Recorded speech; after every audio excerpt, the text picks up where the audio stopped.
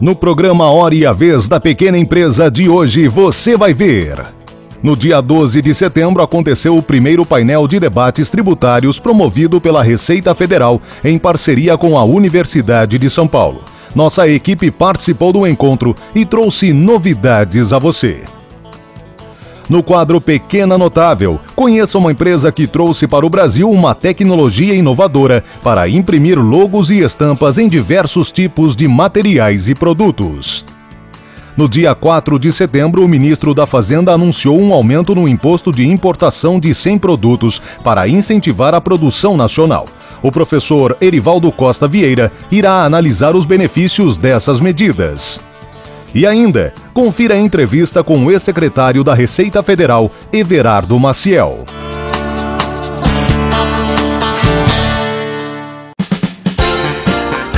No dia 12 de setembro aconteceu o primeiro painel de debates tributários promovido pela Receita Federal em parceria com a Universidade de São Paulo. O principal objetivo dos debates foi estimular estudantes, administradores, empresários e demais profissionais da área a atuarem na busca de respostas e soluções para os processos tributários. A sociedade é que custeia todo o serviço público, seja na Receita Federal, na Procuradoria da Fazenda Nacional ou na Justiça Federal. E se a litigância é muito intensa, quem vai custear é toda a sociedade. Então a ideia é tentar reduzir a litigância para que a sociedade tenha um custo menor. Ora, isso é de extrema importância porque junta academia, Receita Federal com órgão público e entidades da sociedade civil, em especial o SINP, a FIPECAF, para dar conta de fazer um evento tão importante como esse. Ao tentar minimizar os atritos entre o fisco e o contribuinte, porque de um lado nós temos o governo, através do fisco, querendo arrecadar. Do outro lado, o contribuinte querendo pagar o mínimo possível. E nessa briga, quem acaba perdendo muitas vezes é a sociedade, porque muitos recursos são desperdiçados nesse processo. Então, a primeira grande vantagem, não para contribuintes, empresas ou mesmo profissionais da área, mas principalmente para a sociedade como um todo, que vai, com certeza, sair ganhando pela economia que nós pretendemos ter nos próximos anos, por diminuir a litigância nesse processo de conflito entre o fisco e o contribuinte. O evento foi patrocinado pelo SINP a fim de contribuir para o estímulo ao empreendedorismo e à transparência institucional.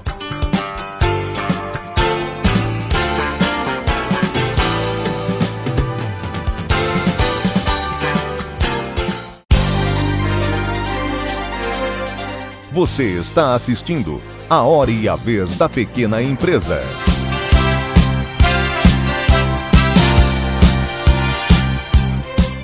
No dia 4 de setembro, o ministro da Fazenda, Guido Mantega, anunciou que o governo federal irá elevar o imposto de importação de 100 produtos.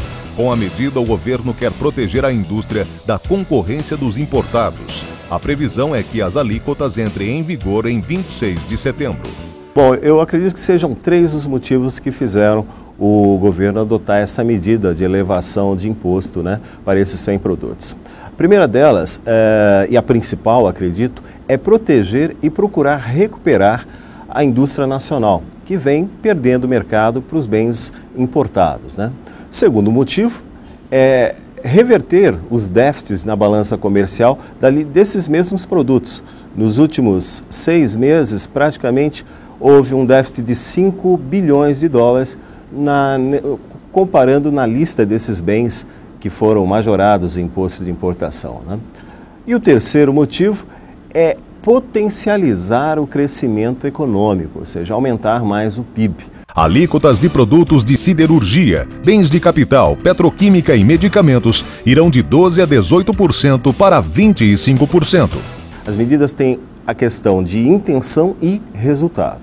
A intenção eu acho muito boa. A intenção é recuperar a indústria nacional, é recuperar empregos para o país, recuperar a capacidade do Brasil crescer dentro de uma produção de bens manufaturados. Então a intenção é muito boa. No entanto, eu vejo os resultados com alguns problemas, vamos dizer assim. Primeiro deles, muitos elos da indústria já foram perdidos. Ou seja, nesses últimos meses, em função dessa valorização do câmbio, muitos segmentos da indústria desapareceram e dificilmente vão se recuperar. Tá certo? Agora, por outro lado, temos um outro problema, que é o impacto inflacionário dessas medidas. O governo, na palavra aí do ministro da Fazenda, Guido Mantega, anunciou que se houver aumento de preços, ele vai voltar atrás nas medidas. Mas dificilmente essas medidas não serão inflacionárias. Se o seu produto vai se beneficiar com essas medidas, fique atento a essas dicas. Não aumente preços agora. Não aumente preços. Procure conquistar mercados, procure fidelizar clientes, porque dessa forma você consegue, depois de passado essas medidas, manter ainda uma participação mais elevada. Fora isso, como a gente sabe que essas medidas são provisórias, ela vai ter a duração de 12 meses, prorrogada a mais 12, nós poderíamos dizer que o ideal seria procurar investir ao máximo no aumento da capacidade produtiva. Como? Treinando, qualificando mão de obra. O Simp está atento a todas as questões importantes para as mudanças e melhorias para o desenvolvimento dos micro e pequenos empresários. Quando diante de dois produtos, um nacional e outro importado, você prefere o importado. Desculpe, mas você fez um mau negócio. Primeiro, porque o nível técnico do Brasil está no mesmo nível dos produtos internacionais, às vezes melhor. Depois, porque quando deixa de comprar um produto feito em nosso país, você diminui nosso mercado interno. Resultado, menos empregos, menos oportunidades de trabalho. Prefira sempre produtos fabricados no Brasil. Uma campanha do Sindicato da Micro e Pequena Indústria do Estado de São Paulo. Apoie você também. No quadro Pequena Notável, conheça uma empresa que trouxe para o Brasil uma tecnologia inovadora para imprimir logos e estampas em diversos tipos de materiais e produtos.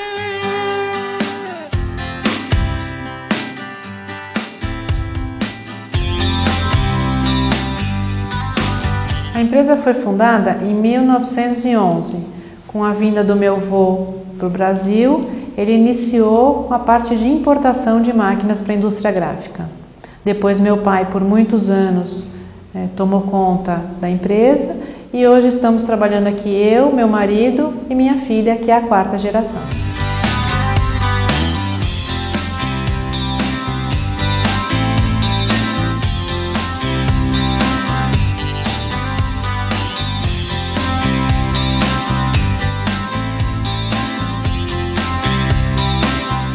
Nós fabricamos máquinas de tampografia. O que é tampografia? É um sistema de impressão que possibilita decorar e imprimir diferentes tipos de produto. Uma mesma máquina pode imprimir vários produtos, desde plástico, borracha, metal, madeira, couro, além de vidro e tecido.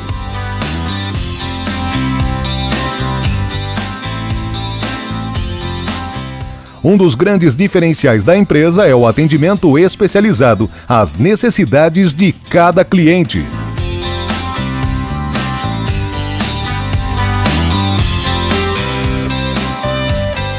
Nós fabricamos máquinas desde manuais até semiautomáticas ou totalmente automáticas. O que quer dizer isso? Numa máquina manual, você pode trabalhar em casa, você não precisa de energia elétrica, com o movimento do braço você faz a impressão. Nas máquinas semiautomáticas, elas são pneumáticas e necessitam do compressor. E nas máquinas totalmente automáticas, elas trabalham sem o operador. Nós somos uma empresa 100% nacional. Nós fabricamos as máquinas aqui, desde o início até o final. O que quer dizer isso? Nós temos a parte de concepção do equipamento, de projeto, usinagem, montagem, testes, inclusive treinamento dos nossos clientes.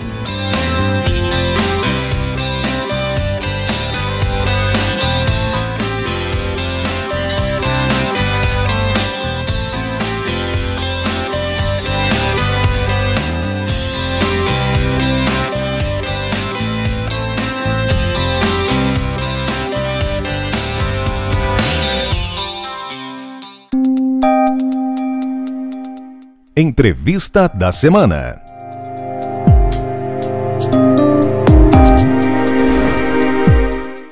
O nosso convidado de hoje é um homem que tem uma história muito ligada à micro e pequena empresa. Mais de 3 milhões de micro e pequenos empresários tem uma dívida de gratidão com esse homem. O nosso convidado é o Dr. Everardo Maciel, pai do Simples. Na Receita Federal, foi ele que levou o projeto ao então ministro Malan e ao então presidente Fernando Henrique Cardoso. É um prazer tê-lo conosco. Prazer é meu. Everardo, nós estamos falando que há 16 anos atrás, no seu gabinete, se discutia a história do Simples, o início do Simples. E lá, longas histórias e debates de simplificação, de redução tributária, ocorreu até que saiu o Simples. E tem uma história que o senhor estava nos contando agora há pouco do nome Simples. Bom, primeiro dizer o seguinte, como ocorre sempre em relação ao fisco, o fisco reage. Havia pressões do Congresso Nacional, pressões de empresários, para que fosse estabelecido uma nova regra tributária para as pequenas e microempresas. Então, aquela coisa antiga do Estatuto da Microempresa, uma coisa bolorenta, é verdade, antiga. Bom, eles vão fazer uma coisa moderna, mais arrojada em relação a essas coisas. Então, várias pressões vindas do Congresso, nomeadamente do hoje presidente do Senado Federal, José Sarney, na defesa disso, do hoje ministro do Tribunal de Contas da União, Augusto Nardes, e de outra parte, já na parte muito especializada, eu tenho que confessar a todos, o senhor Joseph Cury, que aqui está presente, porque ele foi o responsável justamente pelo ingresso das pequenas e microempresas industriais no Simples. Ele me convenceu e eu acolhi essa tese e, portanto, foi objeto desse projeto. E nós tínhamos que procurar um nome. Que nomes vamos colocar para esse regime? Já que eu tinha uma aversão a Estatuto da Micro e Pequena Empresa, uma coisa burocrática. E, pensando um dia, nós estávamos pensando, esse regime é um regime que pretende simplificar. Então, por que não simples? Bom, e então, quando eu levei o projeto para o ministro da Fazenda, Pedro Malan, o Malan me perguntou, mas Everardo, o que quer dizer simples? Bom, eu tive que usar a minha capacidade pernambucana de improvisar. De repente, eu digo, o S é sistema, o I é integrado, o M é microempresa, o P é pequena empresa. E parei e ele perguntou, e o LS? Eu digo, Malan, não tem resposta para tudo na vida, não. Se eu chegar ao final da minha vida sabendo a metade dessas coisas, já estou satisfeito. Ele riu, disse, a resposta está boa e está valendo o nome. E assim foi dessa forma que foi criado o nome Simples, associado a um regime. Bem, agora o senhor enfrenta um novo grande desafio de um trabalho de uma responsabilidade gigantesca, aliás, como seu histórico de vida só de grandes desafios, junto ao Senado Federal. Tem um grupo de trabalho, tem o presidente de uma comissão, um relator. O que vem a ser isso? Bom,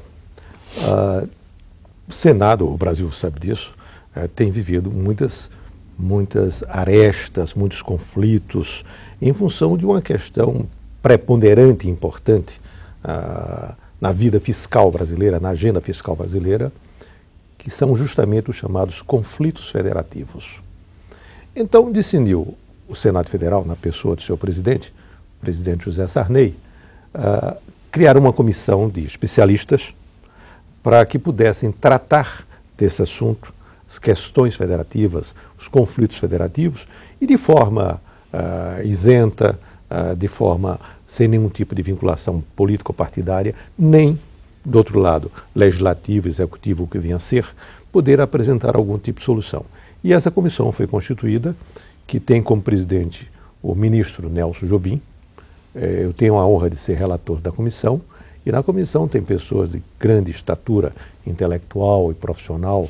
Por exemplo, quem? Ives Gandra, Paulo Barros Carvalho, Luiz Roberto Barroso, Marco Aurélio Marrafon, Bernardo Api, Fernando Rezende, Sérgio Prado, o Michal Gartenkraut, o Manuel Felipe, do Rego Brandão. São todas pessoas que têm altas personalidades com grande conhecimento acumulado, e grande saber. Sobretudo isentas. Claro. Quer dizer, nós não temos nessa comissão capacidade deliberativa. Então, nós temos capacidade propositiva. Sim. Então, o que o Senado nos pediu, na pessoa do seu presidente, é que oferecêssemos uma sugestão, proposições para essas matérias, desses conflitos federativos, de forma integrada. Bom, e é isso que nós estamos fazendo. Elegemos como prioridade, primeiro, já que o tema é amplo, o federalismo fiscal.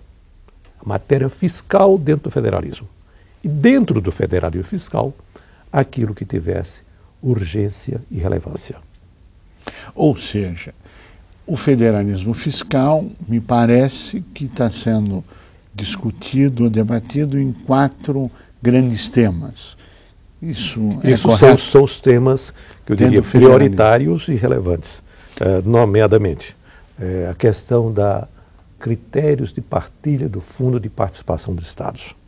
O Supremo Tribunal Federal, em 2010, numa decisão tomada por unanimidade, entendeu que é dificílimo, não é? Entendeu que os critérios vigentes estão estabelecidos numa lei complementar de 1989, a Lei Complementar 62, são critérios inconstitucionais. É aquela coisa brasileira. Foi uma lei complementar que foi feita em caráter provisório, havia uma discussão sobre o censo de 1990 e essa provisoriedade, 2 anos, existe há 22 anos. Meu Deus. Bom, e o Supremo disse, esta matéria é inconstitucional. Mas fez mais. Modulou seus efeitos. Quer dizer o seguinte, nós vamos permitir que o Congresso reexamine essa matéria até 31 de dezembro de 2012. Mais grave, este agora, deste ano. Se o Congresso não estabelecer critérios constitucionais, serão suspensas as transferências por conta do Fundo de Participação dos Estados. Que seria uma hecatombe. Isto seria, eu diria assim, uma aproximação muito grande do que seria o caos. Meu Deus. Isso seria mais ou menos o caos. Portanto, terá que haver uma decisão, porque o Supremo não vai rever essa decisão. Claro. Não é possível rever até. Claro. Porque uma revisão de modulação implicaria uma aceitação, uma revisão de entendimento de 8 ministros, numa corte de 11 ministros, isso é definitivamente impossível. É verdade. Não é prático pensar nisso. Então tem que resolver. Se tem prazo, resolve. Bom, a segunda questão é a questão da guerra fiscal do ICMS. O Supremo também, o ano passado, em 1º de junho de 2011, ao apreciar 14 ações diretas de inconstitucionalidade, disse que a guerra fiscal, isto é, a concessão de benefícios fiscais em desacordo com a Lei Complementar 24 de 1975, essa concessão seria inconstitucional. E apreciou 14 ADINs, uma situação que eu acho que é inédita, e considerou procedente as 14 ADINs e decidiu pela inconstitucionalidade da guerra fiscal, afetando 23 leis e decretos oriundos de 7 unidades da Federação, até com coisas curiosas. Um Estado, nomeadamente o Estado de São Paulo, ele foi autor, vitorioso em ações, e foi réu condenado em outra, pela mesma matéria. Puxa vida! O que mostra como isso está complicado. Como é complexa a matéria. Bom, em que sentido, qual a gravidade disso? Tramita no Supremo uma súmula vinculante. Hoje tramita. Hoje. Está tramitando. Já tem um curso dessas coisas. Súmula vinculante que certamente será aprovada, porque no Supremo as decisões foram tomadas por unanimidade, das 14 ações, com 4 relatores distintos, com a mesma fundamentação. Está decidido, ninguém muda. Não há dúvida. Então, mas ela está andando. E se a súmula vinculante prospera, consegue consumar-se, significa dizer que as decisões serão tomadas agora de forma monocrática. O ministro tomará uma decisão por reclamação. Puxa. Bom, isso significa também dizer, em relação ao passado, que terão que ser cobrados os impostos que não foram cobrados em virtude de concessões tidas como ilegais. Isso ninguém sabe exatamente o montante disso, mas não seria fora de propósito dizer-se que seriam 30 bilhões de reais, com investimentos no Brasil inteiro. Quer dizer, isto é uma outra visão do caos. Claro. Nós temos aí um outro caos. E impagável, é impossível. Bom, isso é portanto, significa dizer, tem que resolver o assunto. Claro. Tem que encontrar uma solução. Já os royalties do petróleo, que nunca foi levado muito a sério, mas com o crescimento da produção brasileira de petróleo, passou a crescer, e com a perspectiva, muito duvidosa ainda, do pré-sal, abriu os olhos e a ambição de todas as entidades, os estados, municípios e Distrito Federal, que não são tidos, como chamam, eu não gosto da expressão, não, produtores. Na verdade, estado nenhum produz petróleo. Se extrai o petróleo em um estado, claro, e não produz, não é uma fábrica de petróleo. Bom, mas eu vou usar a expressão de uso comum. E dito isso, o critério para dividir é o do Fundo de Participação dos Estados, que por sua vez é inconstitucional. Então, ele está acompanhando o enterro do Fundo de Participação dos Estados. Então, temos um outro problema. Um quarto problema.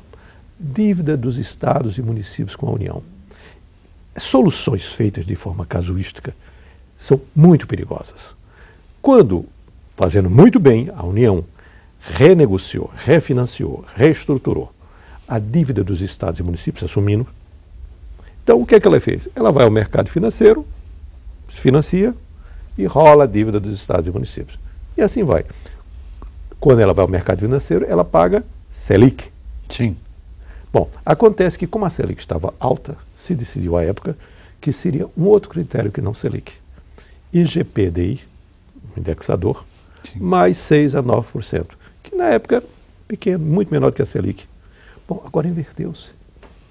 Inverteu-se e agora as pessoas reclamam. E quando reclamam, porque agora trocou de sinal. Claro. Trocou de sinal porque o modelo está errado. Claro. Então, isso tem que ser revisto. Tem que fazer como no imposto de renda. Imposto de renda, como se faz? Imposto em atraso, paga Selic. Devolução de imposto tem Selic.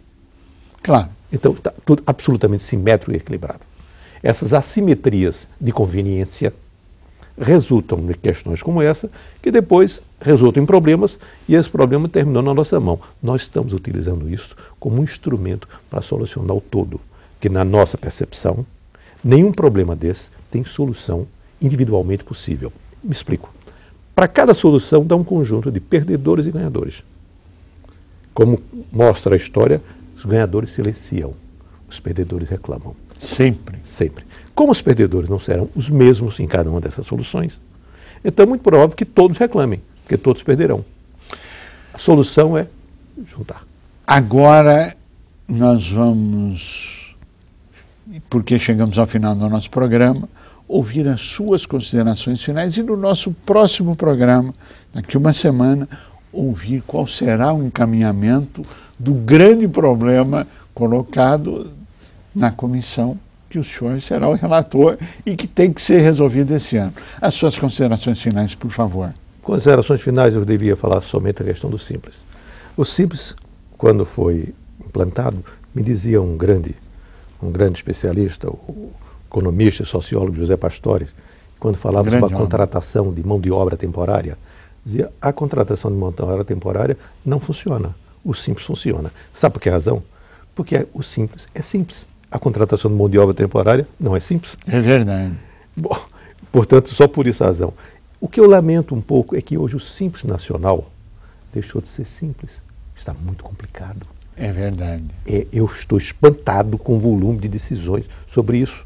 E foi pela primeira vez na minha vida, já não sou tão novo, que eu vi algo na lei, a Lei Complementar 123, que trata das pequenas e microempresas, tem um artigo delicioso. É um artigo que é um pedido de desculpas feito pelo autor. Ele diz assim, será disponibilizado, a frase sem sujeito, que eu não quis dizer quem era, um sistema, não exatamente nos termos que eu estou dizendo, um sistema para simplificar a apuração do Simples. Isto é uma piada.